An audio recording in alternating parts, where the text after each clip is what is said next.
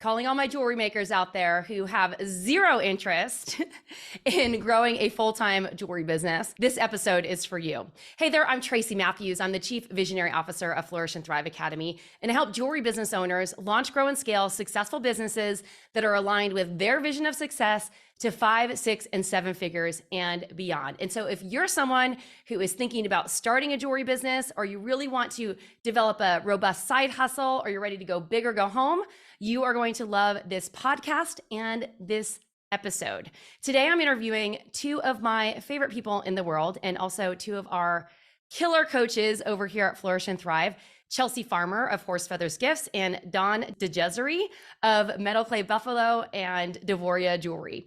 And these 2 women are remarkable, not only in their own businesses and what they've created for themselves with their jewelry brands, but also in supporting our community. So they're going to share what it's like to grow a successful side hustle and what that actually looks like. Now, before we dive into this episode, I wanted to just remind you that if you would like some more kick-ass jewelry business education, make sure that you subscribe to our YouTube channel, that you hit that little notification bell so that you're notified every time we release a new video, and that you comment and subscribe and participate in the conversation in the comments below. All right, let's dive into today's episode. All right, we just had a long chat before this podcast interview, and I'm so excited because 2 of my favorite people in the world and 2 of my previous students who are now coaching for me are here today on the show to talk about building a 5 or a 6-figure side hustle. And I'm excited to have Chelsea Farmer here, who is our head of coaching over here at Flourish and Thrive Academy. She also runs a thriving multiple 6-figure jewelry company. She's working almost full-time for me and also running her business. So we're just calling it a very successful side hustle, even though it's really 2 full-time businesses. And Dawn, who has built what I would call a lifestyle business, she is building her business in retirement. She is intentionally keeping it as a side hustle while she does 2 other things. She coaches for us, and she also is a hairstylist. And if you've been in any of our boot camps, you've seen Chelsea and Dawn showing up. And the thing that I love about them both is that they love our community and students so much. And if I could tell you how many DMs I get raving about how Dawn helped them or how Chelsea's helped them, it's just remarkable. So it is quite an honor to have them both on the podcast today, because every time I ask, they avoid the question because Dawn is shy and Chelsea gets nervous. So, which is funny because Chelsea is one of the most outgoing people I know. And Dawn is so great on camera. So I don't understand it. Only podcasts that make me nervous for some reason. Well, we're going to have a fun conversation today. So I want to start this out by just asking both of you to tell me a little bit about your background. What was your journey like into Flourish and Thrive Academy? So let's start with Dawn.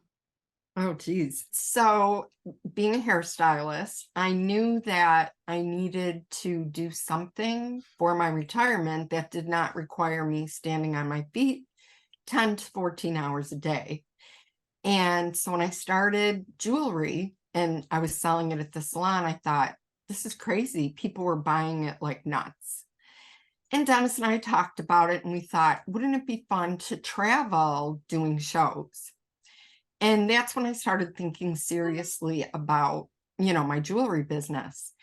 And I thought, how do I get it started though? It's, just not something you snap your fingers and there you go.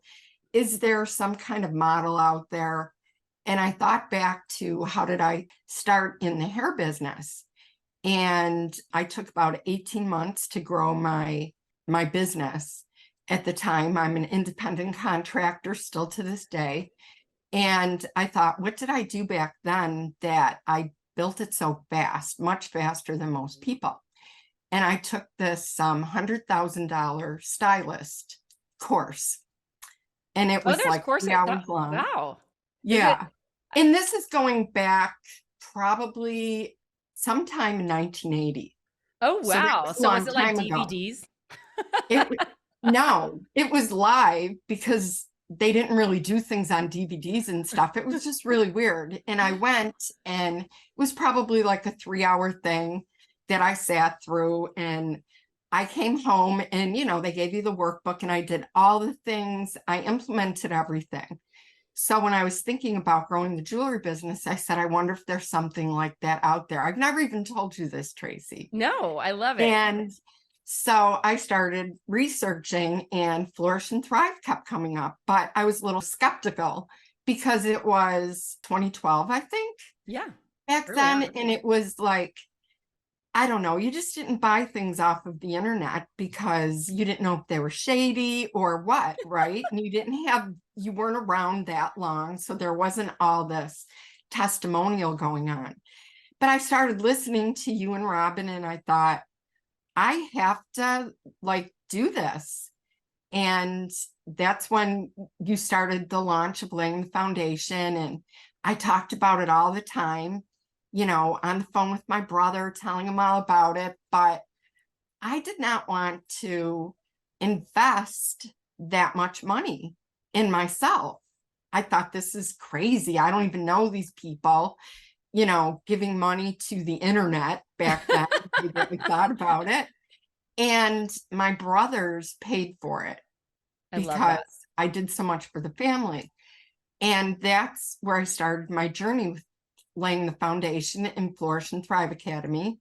Took, multiply your profits, and just went from there. And that first year, my business went from, pricing everything wrong and working crazy trying to keep up with, the demand for all the people buying my beaded jewelry. And then I, fell into metal clay. It just, that first year was this whirlwind of figuring everything out. And, when I found the signature tags, I had my thing that I was like, oh my God, this is the meaningful business.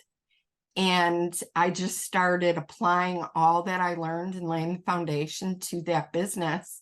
And it just started like booming. That was the start of, me being involved with FTA. I probably stayed in the groups for maybe 3 years. And then I was just so busy that I left the group. And within, I want to say 6 months, I said to my husband, I miss being in the group. And I came back, and shortly after that was when I started coaching. Mm-hmm. And I didn't even know I wanted to do that. Like when I started with laying the foundation, I knew that I wanted my jewelry business to supplement my retirement, which I'm there now, but I didn't know how that was going to look. And I think from, being around everybody, taking the courses, it filled my confidence. I know people don't think that I'm not confident, but I'm not. I'm shy, I'm introverted, all the things that we all start talking about when we first take the course. But there's something about being in the community that just makes you flourish. Just It like, sure does.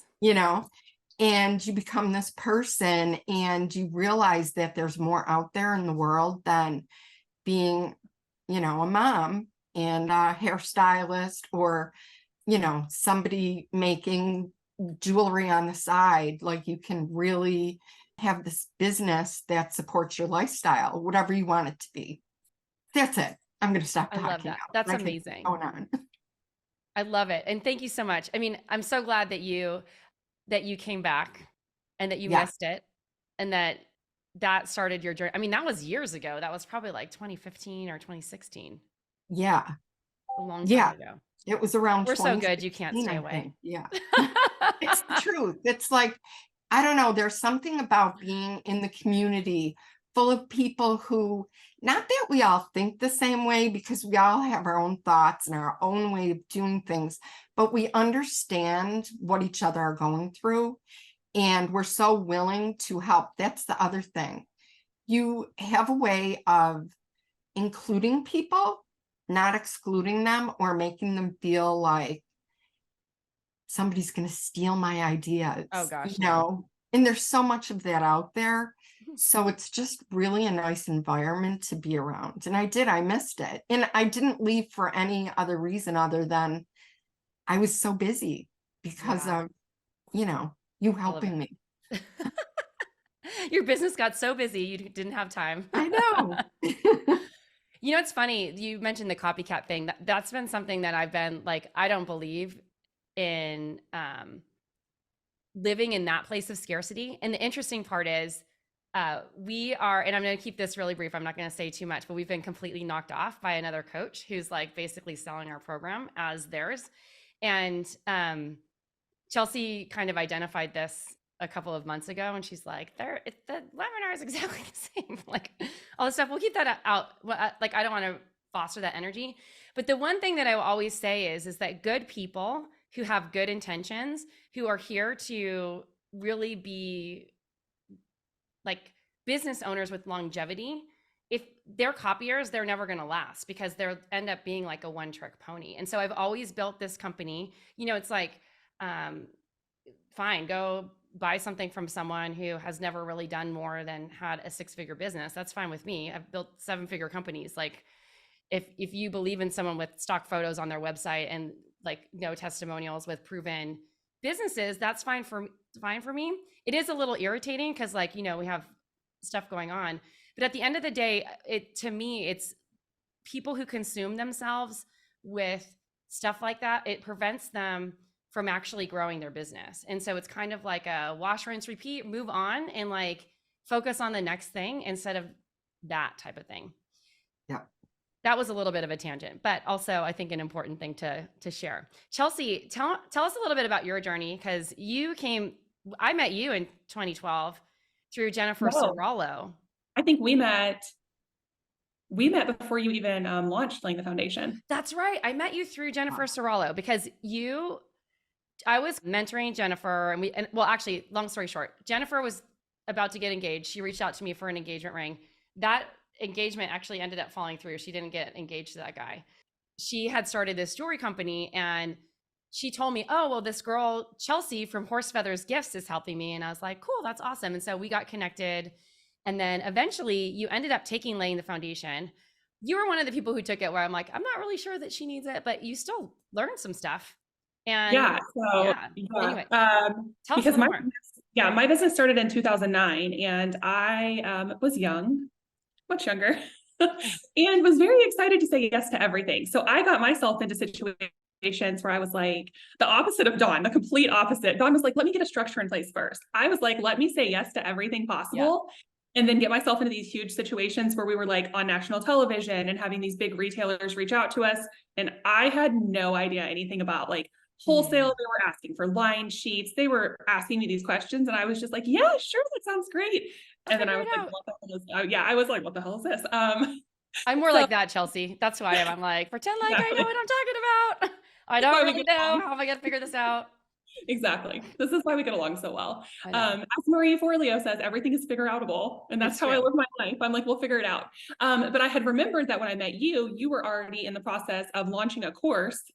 And so when I got myself into these predicaments, I was like, hey, I think I have a way to figure this out. And so that's when I joined Laying Foundation and went through and basically like took exactly what I needed frantically to get me ahead in the situations that I had got myself into with selling like thousands of units all of a sudden that I didn't even know what I was doing at the time. So that's kind of how I got started with Laying the Foundation. Me and you kept in touch the entire time. And then you were launching other courses. I came on to help support in the coaching, just as like a part-time support coach for one-on-one when you were offering that, have spoke at in-person events with you. And then earlier this year, you were hiring for customer service. And I was like, that's my thing. I'm amazing at customer service. Well, it's so funny. I remember this conversation. So we had someone on our team who was amazing with people and just loved talking to people. And I loved it. We knew that it was a short time thing and she was ready to move on because she was dealing with some health challenges. So we needed to replace her. I'm sitting in my car going to pick up some artwork at the Framers, or like walking, I don't know, or maybe I was going to take Roxy for a walk. I don't know.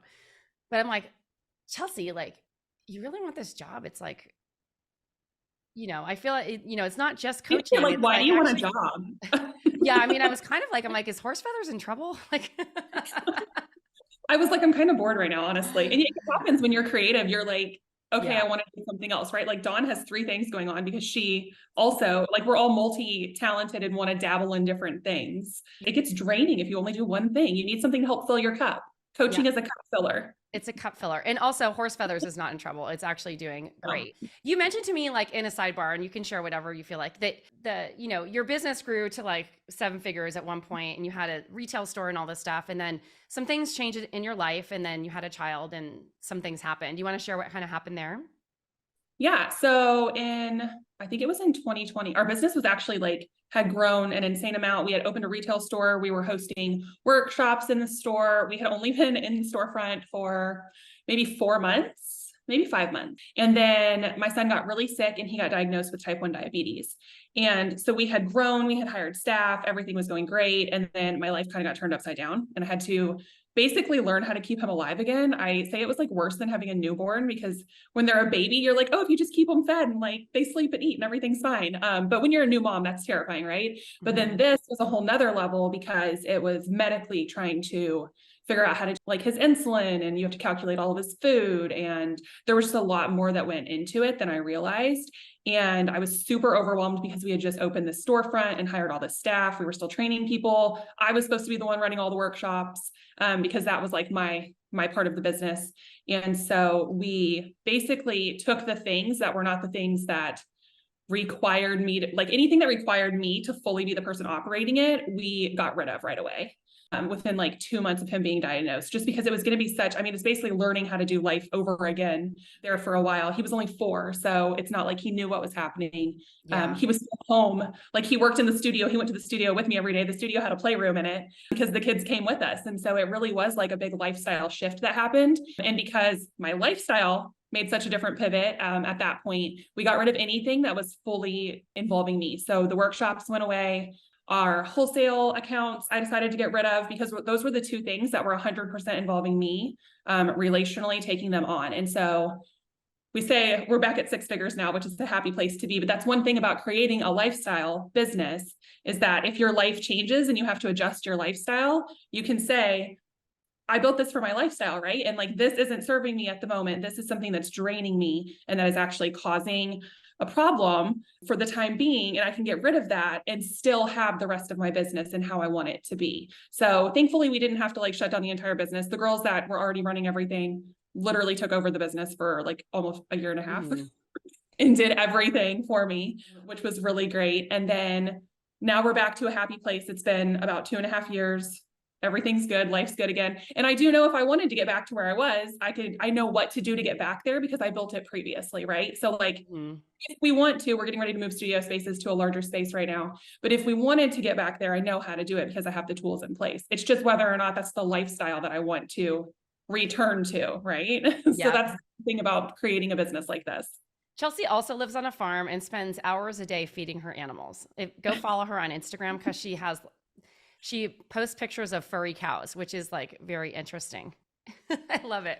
They're so fun. I love what you said, Chelsea and Dawn, both of you, because, when I started my second jewelry business, my custom jewelry offering, at first I wanted it to be full-time, but like you guys, I was multi-passionate. I'd already built the big business that was 7 figures and in all the stores and all the things. And I'm like, I kind of want my life back. I don't want to be doing all these trade shows. So how can I make more money personally, working less, but creating something that's more of a lifestyle business? And that was the first time I ever heard something about lifestyle, which now I call it like a multi-6-figure side hustle, because that's the thing. It's like, I don't work more on my jewelry business. In some months it's a little bit less, some months it's a little bit more.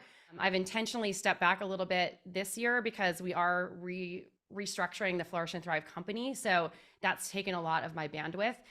But I have my jewelry business is set up. I don't really deal with anything except for the customers and the design of it. And if you can set it up in a way that it actually works for you, it can be an incredible asset for you to be able to follow a lot of your different passions or continue with a job that you actually love, because not everyone hates their job, right? They just want to have a creative outlet that they make some money with, right?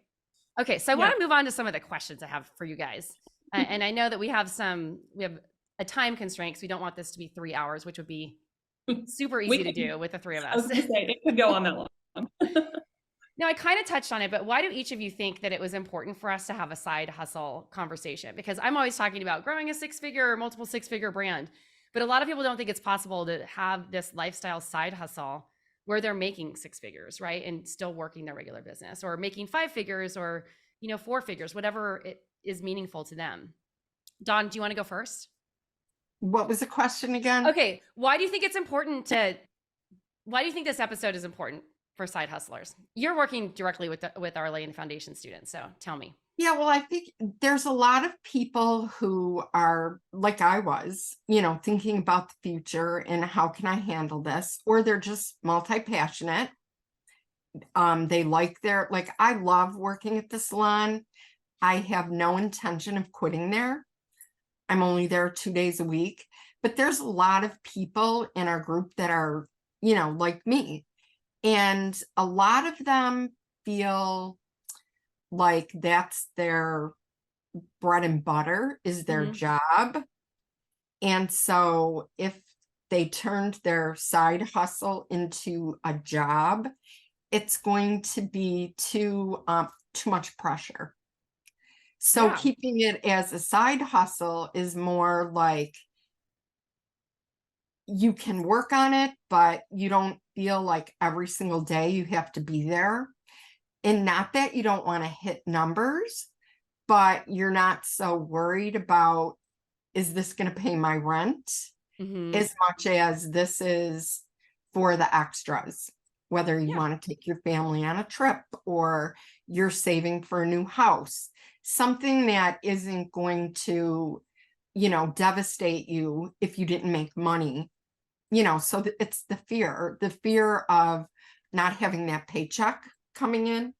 And here I am all these years later, and that worries me, even me, because, with hairdressing, we laugh about this all the time when we're at work. We're all busy and we're doing stuff, and we go in the back room and we're like, look at the money we made today. Where could we do this?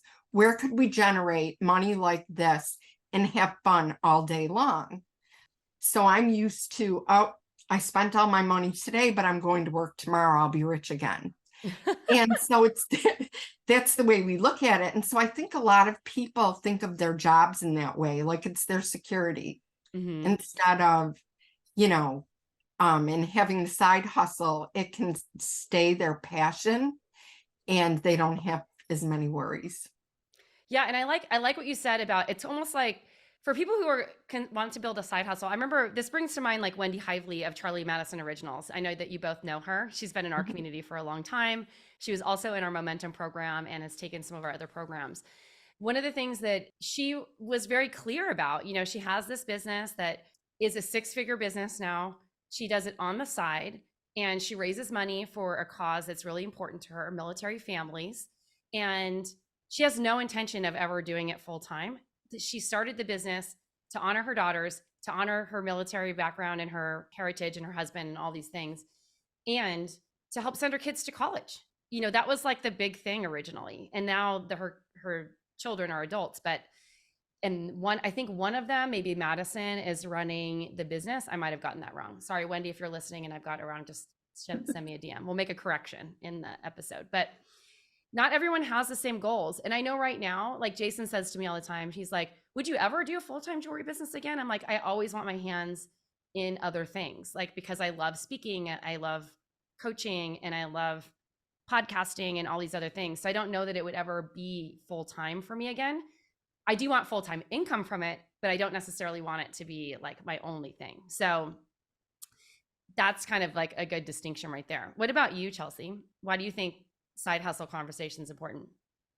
I think it's also like a lot of times people are thinking about like replacing like having a side hustle as like your extra job, but there's other jobs that people have that aren't actually bringing in an income and they want something else that's theirs to do, which would be stay-at-home moms. Yeah. So we have a lot of stay-at-home moms who are raising babies, toddlers. Maybe they want to continue to be a stay-at-home mom so they can be active in their kids' school when they do start, preschool. They even when they go to full day school, it's nice to stay home so that you can actually take care of your house, which is a big freaking job, especially if you have animals. But also be able to be the parent that volunteers. Like I still volunteer at my son Sterling's school whenever I get a chance to. So I think for a lot of people, it's just coming into finding something like jewelry is a huge industry. And so if you're looking for a hobby or trying to create a side hustle, this is the industry I would recommend you to get into, right? It is rare to find a woman out in public and not have any jewelry on at all.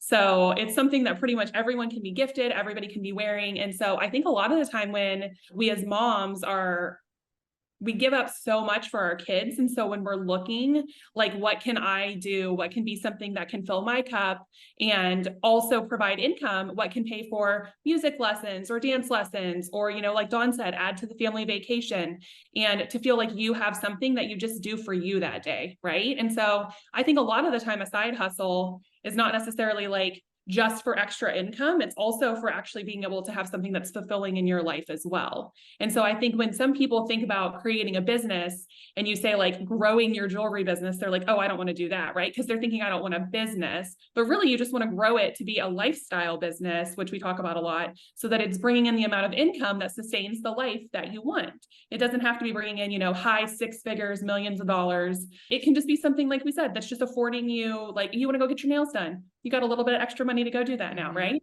Yep. So I think that's why it's really important, because it can just be something that's filling your cup, like I said. I feel like this is what a lot of people are doing with the permanent jewelry thing. Like there's so many people who are just buying their laser machines, showing up at these shows, like soldering some chains on people's wrists or necks. And they're just like, they have this business that helps them do the things that they want to do. Ultimately, it's about having freedom with your time, right? So that you don't have to be. I'm always amazed by this because Jason's ex-wife, she has a corporate job at Intel. Like, I'm like, how do you pick the girls up from school in the middle of the day? It's like, she's like making some excuse. Like she's got a meeting at like 2:30 every other week. You know what I mean? It's like, I don't know how they do it. It's like nutso. Okay. So I want to break this down. Chelsea, let's share a couple of the ways or the important parts of building a side hustle jewelry brand, and why is building a brand important even if you have a side hustle? Yeah. So I think knowing who you're talking to is really important, knowing who your dream client is. I always say whenever we're doing like webinars and stuff to Tracy, I'm like, if you're talking to everyone, you're talking to no one. So never go into it thinking that I make jewelry for all women of all lifestyles of all days, right? That's not your dream client. And so I think that that's one of the basics, is determining who your dream client is and then speaking to them when you're growing your business. Also having good profit margin. This is not a volunteer position, y'all. So profit margin is real important. If you want to volunteer, go to the food shelter or the homeless shelter. If you want to start a side hustle, it'll be less expensive. If you want to start a side hustle, let's look at the profit margins. Okay. So you want to make sure that you have a profit, which is the only way that you're going to be able to actually call this a hustle and pay for those vacations, those nail appointments, whatever else floats your boat. And then also the third thing is building an email list. You need a place that you own your customer's contact, which is not social media, so that you can reach out to them and get in touch with them. If you have a pop-up event in person, if you are running a promotion on your website, anything that you have going on, you need to make sure you have an email list so that you have a way to communicate with those customers and so that you own their contact information. So those would be my three things. What about visual branding though? I'm guiding you because I know it's something that is like so important to you. I'm so picky. I think so that's another thing when it comes down to branding and visual branding. It's not just a pretty logo or the color palette that you use. It is the pictures and the lifestyle that you are conveying to your customers, right? So if you know that your dream client is a stay-at-home mom that has like, babies hanging on her all day and stuff like that, giant statement earrings that's going to rip her earlobe is not the vibe, right? Like you have to be really clear on that. So like the images, the style, the lifestyle shots, the way that you show people wearing the pieces, the way that you communicate to your customers, that's all of the branding that comes into play. So Chelsea does an amazing job at this. Like she's really good at even on her personal Instagram of like creating a personal brand for herself. Like we can all learn from Chelsea in that respect because she has done, I don't know that she knows how well she's done it, but she has done a great job with that. So that visual branding I think is really important, and the way that she described it I think is really powerful because it's not just like your color palette. It goes beyond so much more. It's like all of the assets that you're using to promote your business. Yeah, and that creates the brand recognition. So you want people to recognize you at an in-person show through your social media, everything should be very cohesive. And when they see it, they know it's you. Yep. And that leads perfect segue, Chelsea. What about product? Like, how important do you think, I'm gonna ask Dawn this question first. How important do you think it is to have a consistent, innovative product with what you do, or do you think it's something else? I think that it's a mixture, because I do think that it's really important, but I also, I think that can be a game changer, but I think that the branding is very important, how you bring your customer along on your journey and how you interact with them, your story, how well you tell it, like all the things that we learn in laying the foundation. Like, it's just how you're presenting yourself. It's all of those things. So it's not, you can have the best like collection of jewelry, but if you don't have anything behind it, it's going to go nowhere. Jewelry. It's just jewelry. Yeah. Yep. So, it's like you have to sell yourself and the feeling and all of the things that go along with the jewelry. What are your thoughts, Chelsea? Yeah, I mean, you definitely don't have to like reinvent the wheel and be the first person to ever have come up with something. We know what I do. I make beaded stretch bracelets, which is not how I got started. She has a very successful business making beaded stretch bracelets, which is not a completely innovative product. And I love Chelsea for this because she's just like, here's the new color. She sells out, like makes 20 grand on a Friday. It's like, no big deal. Like no big thing. So I don't think that you have to like reinvent the wheel from the get-go, but I do think having your own play on something, and once again, like your branding and how you story tell the pieces. For instance, all of our pieces have a meaning behind them, and they're a little bit, we always say we're woo-hoo, not woo-woo. Most people who sell like crystal stones, right? It's very kind of like witchy and mystical. And we're kind of like at this weird land in between. So it works with our dream client because we know that that's where they live also. And so I think that, product wise, you just need to make sure that you have a clear aesthetic. It aligns with, like I said, what your dream client would be wearing and makes sense to that. It's something that's very easy for them to style and it's effortless for them. And then also just making sure that it's something that is really easy for people to build a collection. That's one of my biggest things with like coming up with a product line, is making sure that it's collectible. It's a lot harder to get new customers than it is to sell to the same ones you got. Yeah. So having repeat customers, and I'm sure you can think of a brand right now that every time they release something, you're like, oh my gosh, I need that. I mean, heck, Apple, people wait in line for a new phone and it's the same phone, guys. It's just has a different number on it, but people stand in line and wait for these, right? And it's because of the way that they've built their brand. And so as far as product development comes and creating something, you really need to make sure you have all of these foundational elements in your brand already laid out, your brand story and your branding, and then make a collection that actually speaks and fits within that. Okay, speaking of Chelsea, what's your return customer rate when you're talking about building a collection that people and having an understanding that people are coming back for more? Because this is really epic. The last time we pulled it, it was 89.9%.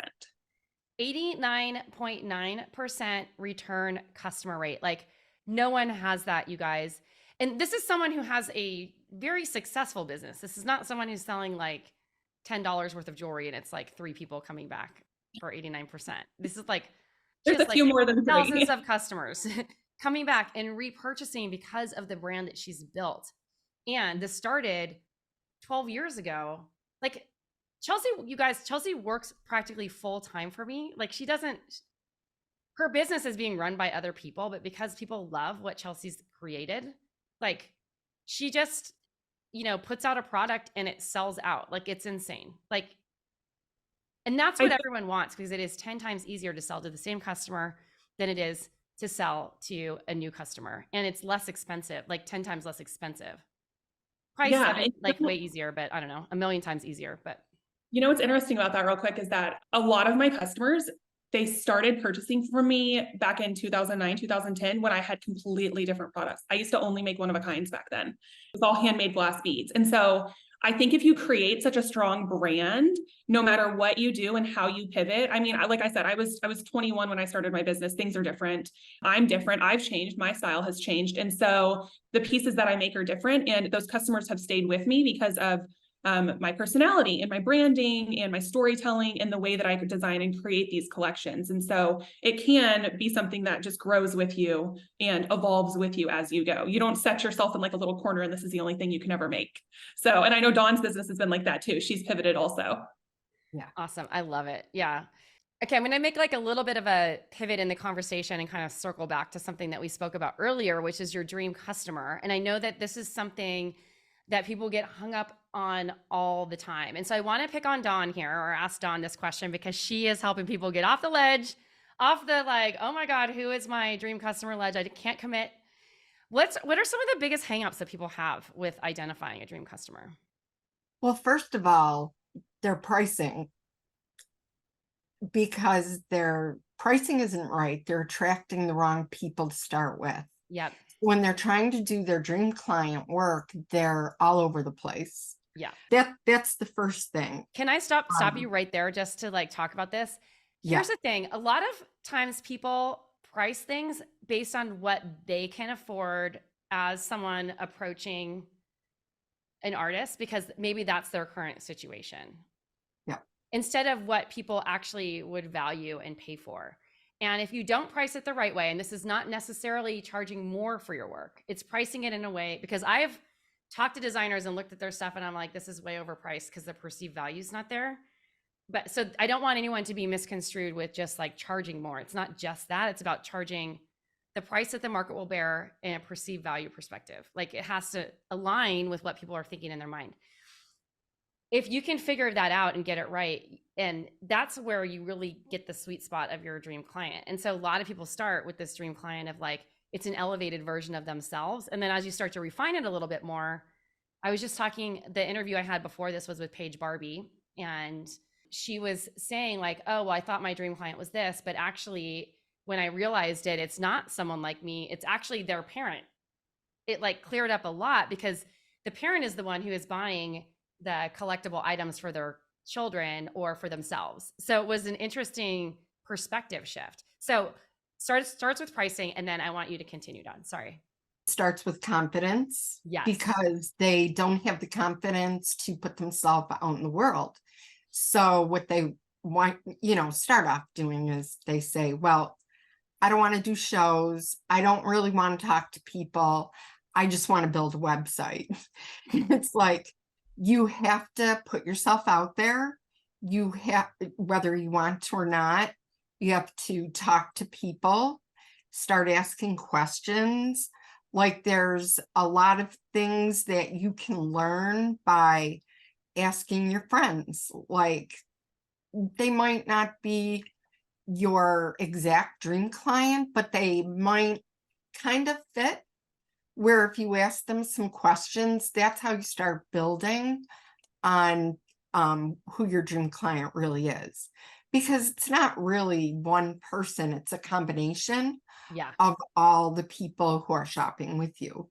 But it takes that confidence in presenting yourself, which a lot of that, pricing your pieces right, being confident in what you're selling, like the way that your jewelry looks, the collections that you're making, knowing all the things about your business that build your confidence helps you to go out there and talk to the people. I hated it in the beginning. I'm like, I just want to sell my jewelry. I don't know why I need to know all this stuff. I just want to make it. I want to sit behind my, workbench and be the busy, creator or whatever. And I would go to these shows and just sit there. And I started watching my friend who had a booth next to me, and she was selling all kinds of stuff, and my jewelry was better. I'm like, why is this happening? And the people were coming back and they were calling her, and how is she doing this? And that's when I realized I have to, learn more about what I'm doing, feel confident in my work, and talk to the people, start asking questions, listening to what they're saying, like all the little things. And before you knew it, I started doing the dream client work, and now I know who my dream client is. And it's not the people who are wearing my jewelry. It's the people who are buying it. Yep. or the people who are wearing it. But I never would have got there sitting behind my bench. Yeah, that's a really important strategy, and I think people get hung up on nailing it down to one person because they're like, it's for everyone, or it's like there's all these different kinds of people who bought, but it's not about trying to like pigeonhole like only one type of person. It's about create, like I always say that my dream client is a combination of like my best friend from college, like my friend Alex, who is like in finance and sales, and my friend Lee. And all of them have purchased jewelry from me at one point or another, mostly Alex and Lee, but Kate is like also someone because she works in a creative field. They all make a good amount of money and they all have like different things that they're looking at. And at the same time, it's like the things that they value in working with someone like me and the things that I value in working with someone like them, like as a blended person, have made it really easy to clearly communicate who I'm speaking to. And if you want to just sell online, the more clear you are on who that person is or the amalgam of people that you make into this avatar, the easier it is to make the sales. And so, Dawn and Chelsea, how do you make time to do it all? Chelsea, you have a farm, you have a child, you also have a jewelry business that really should require you full time, but it's not. And you are coaching our students practically full time. So how do you get it all done? I prioritize what is actually important and what I like doing and what brings in the monies. What brings in the monies, revenue generating activities. So how did you determine what RGAs are? In my business, I know where my customers are because I know who my customer is, right? And so I know where they're hanging out and I know what converts them, what gets them clicking, what gets them engaging, and what gets them buying. And then that's what I try and focus all my time on. So we don't try to be on every social media platform. We're not trying usually the trendiest things that are going on. I like to dabble in stuff. I play around on Instagram. My customer's not actually on Instagram, and I know that, but I have Facebook. Yeah. Yeah, mine are on Facebook. And I think it's because, you know, I'm in Kentucky. We're a little bit delayed on getting into things, I think. So like most of the people I know don't even have an Instagram. So again, most of my dream clients are actually on Facebook. And so we try and put just any energy that I have, I know exactly where to go and what to post on social platforms. And then I also know that my email list is where my customers are engaging. I have a very open email list. They know they can hit reply to any email that I send out. And so now that I know all of these things and I pay attention to those, that's just where I focus all of my time and energy at. So it's actually really easy. Even when it goes to like my farm, I know like what needs to be done on certain days. I know what needs to happen inside of Flourish and Thrive Academy and with the students, with our regular calls and check-ins. And so Dawn will probably mention the time blocking here in a second, but I have blocked days on what I'm focusing on and what I'm doing. And then I also kind of like hand off the same thing to anybody in the studio that's working, like this is our focus for the day and this is what needs to happen. But not trying to be everywhere for everyone would be like my biggest tip. Like we're not on TikTok. We focus our energy where we know our energy is needed and is being taken in by our customers. And then we just let the other things kind of exist. I don't think that you need to be everywhere for everybody, just like you don't need to be talking to everyone thinking that they're your dream client. Exactly. Thank you for sharing that. That was super valuable.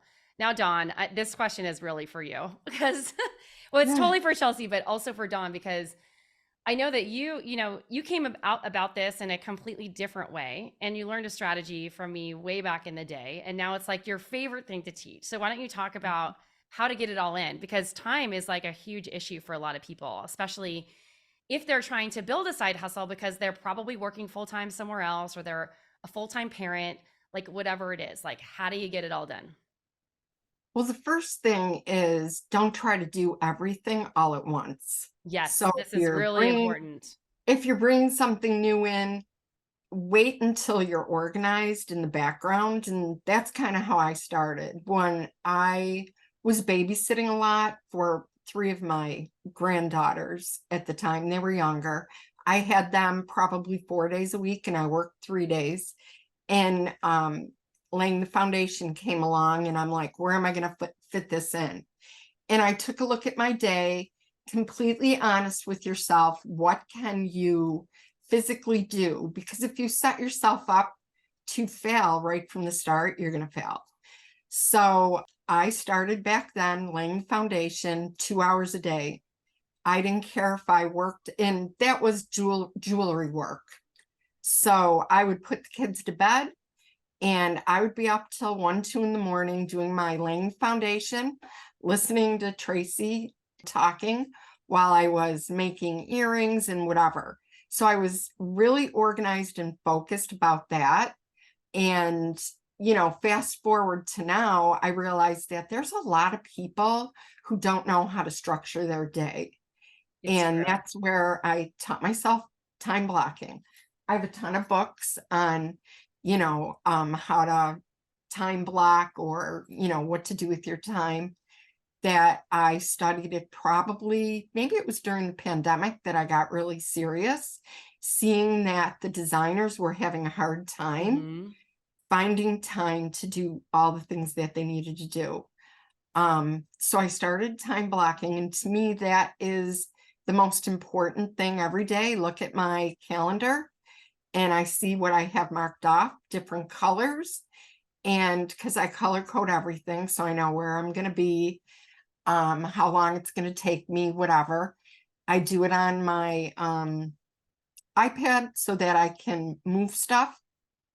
If I have to move something to a different day or make more time for it or whatever. So I've just become super focused in that way. But I have to say that I brought it all in one thing at a time. Can't sit down, plan out your whole week and think you have to really think about it and create a good strategy. And I probably went on more than I should, but no, it's fantastic. No, the best part about this is like Dawn teaches a time blocking training that is epic, and it's super helpful for people who don't know how to structure time, because there is a real thing called context switching, that if you're focused on too many different types of activities in a short period of time, you actually are really ineffective. So the way that I've created my schedule, and the way that I always coach people on too, is like, you have like, today is Thursday. This is when I'm doing like calls or recording podcasts. Like, it's always the same type of activity. Like, I know I'm going to be talking to people, my makeup's on, like I'm not.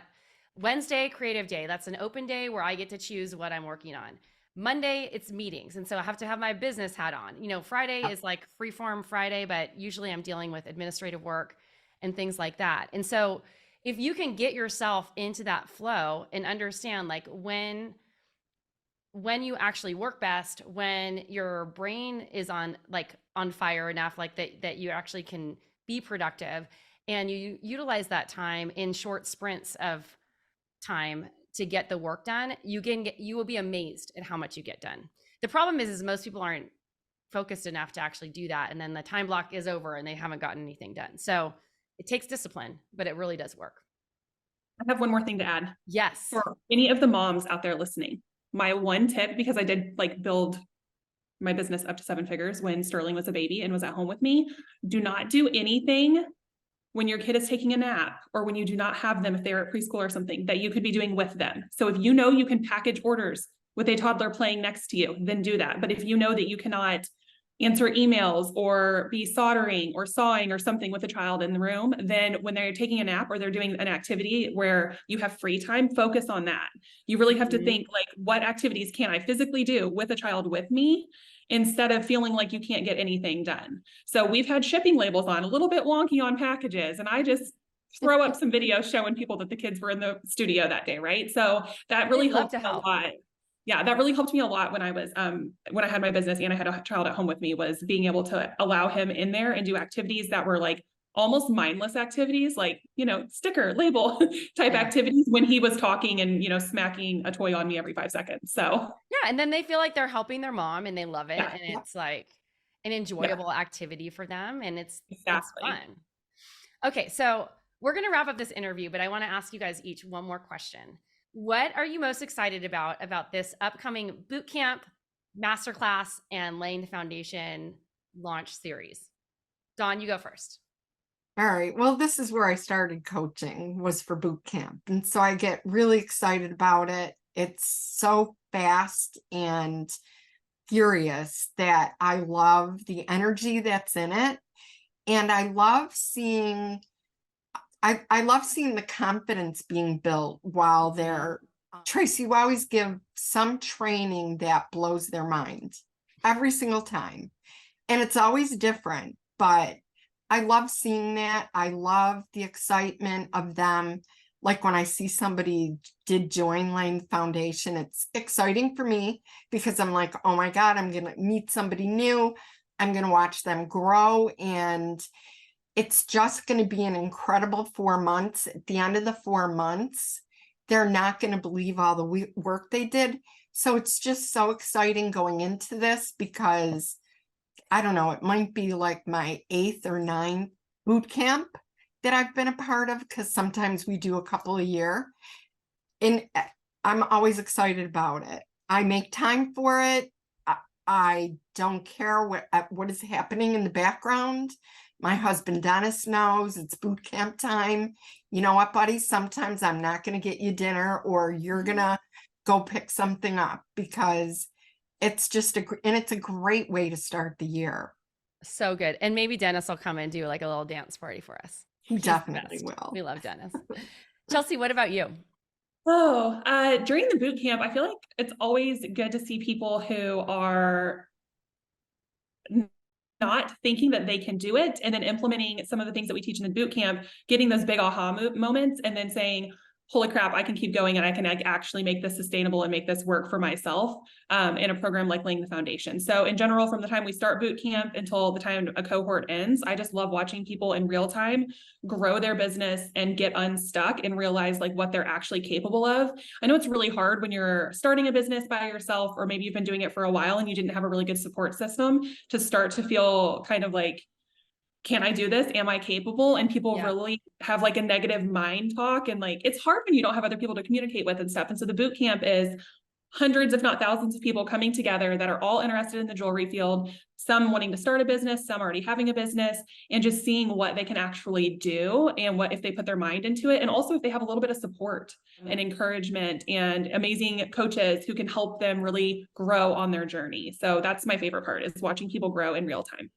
It's incredible. Well, I want to thank you both for being here. And I'm so excited to play with you during this, fun couple of weeks that we do every January. And I hope that all of you will join the boot camp, join us for the masterclass, and also join us for Laying the Foundation because the program is remarkable and will change your life. So thank you, Dawn and Chelsea. Yeah, thank you. Thank you so much for listening to this episode. It's Tracy Matthews signing off until next time. Now, if you're interested in learning more about how the desired brand effect can help and support you in your business goals, whether you want to build a thriving side hustle or a full-time empire, check out Laying the Foundation. Laying the Foundation is our signature program that is designed to help you grow a successful 5 or 6-figure jewelry brand to get consistent, predictable sales by laying a strong foundation using our Desire Brand Effect methodology. We'll teach you how to attract the right customers, how to build a cycle of repeat sales and return business, and to also set up the systems in your business that are going to allow you to do more and make more money without you having to literally work 24/7. So we've got you. And if that sounds good, head on over to flourishthriveacademy.com/LTF. Ciao for now.